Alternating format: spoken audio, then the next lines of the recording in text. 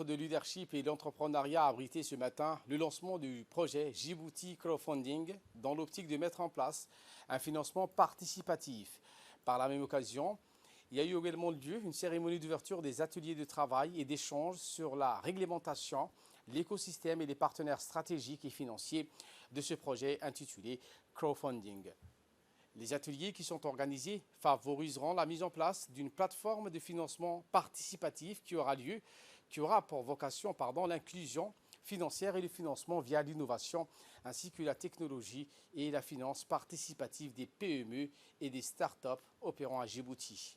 Une cérémonie de lancement du projet crowdfunding qui a vu la participation de la ministre de l'économie numérique, Mme Mariam Hamadou, le ministre de l'enseignement supérieur et de la recherche, Nabil Mohamed Ahmad, le ministre chargé des investissements, Safia Mohamed Gadili, et le directeur général du Fonds souverain de Djibouti, Dr Slim Feriani, que je propose de le suivre. L'entrepreneuriat et le développement du secteur privé ont été une priorité au cours de la dernière décennie. Des efforts d'incitation ont été engagés pour améliorer l'environnement des affaires et créer un écosystème favorable. Tous les prérequis sont aujourd'hui réalisés et vérifiés. Dans ces cadres, et à titre d'exemple, la mise en place de guichets uniques à l'ANPI a permis de faciliter les démarches de création d'entreprises en rassemblant dans un même endroit toutes les institutions concernées. Les fonds de développement a permis d'apporter des financements conséquents pour les PME qui n'avaient pas accès au financement classique. Ainsi, la mise en place du fonds de garantie pour le PME et les jeunes entrepreneurs initiés par le président de la République. Les crowdfunding ou financement participatif représente une alternative qui a fait ses preuves partout dans le monde. Cette innovation financière a permis de mettre en relation tout type d'investisseurs, particuliers, professionnels, d'une part, et les porteurs de projets, entreprises, d'autre part. À titre d'exemple, le crowdfunding a généré près de 100 milliards en 2020 dans le monde contre 44 milliards en 2015. Cependant, ce crowdfunding apporte ou induit une forte transformation des réglementations des comportements des épargnants. La plateforme de crowdfunding que nous lançons aujourd'hui créera, comme l'a présenté M. le directeur général dans son discours, un instrument alternatif pour un meilleur accès au financement pour les entrepreneurs et donnera aux jeunes porteurs d'idées la possibilité d'amorcer leurs projets s'ils répondent à un besoin de marché. Nous invitons notre diaspora à investir et aussi soumettre leurs idées de projets. La plateforme sera ainsi un outil innovant pour consolider nos liens. La démarche collaborative entre le MENI, le ministère et le Fonds souverain permettra le déploiement rapide de projets et de fournir une offre de financement djiboutienne compatible avec les attentes de notre écosystème.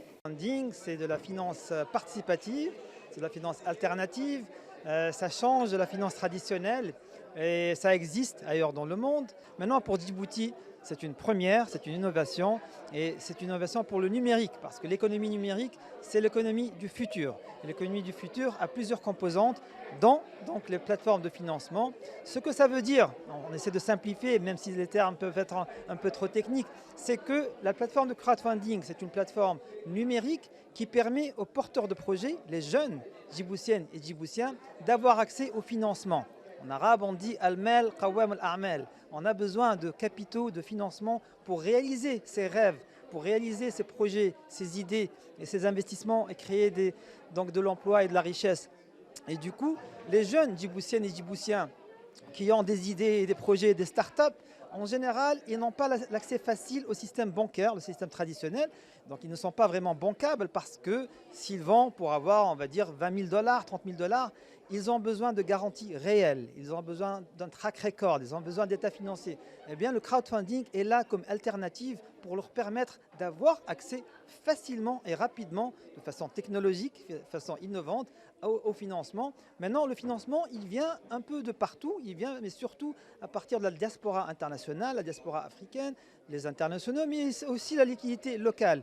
Et du coup, ce qu'on va permettre maintenant de faire, c'est de donner cette opportunité aux start-upers de lancer leurs projets et de devenir bancables et de venir donc d'intégrer l'économie formelle et bien évidemment de devenir un moteur principal à l'économie djiboutienne. Et tout ceci va dans le sens de la vision 2035 de son Excellence, Monsieur le Président de la République, Monsieur Ismaïl Omar Guelleh, qui va vers donc l'année 2035 avec Djibouti en tant que hub de la logistique, en tant que hub du numérique, en tant que hub maintenant de crowdfunding, de data center, de la fintech, parce que ça c'est de la financial technology, donc c'est ça la fintech. La fintech, le crowdfunding, c'est une forme de fintech, et du coup ça devient réel ici.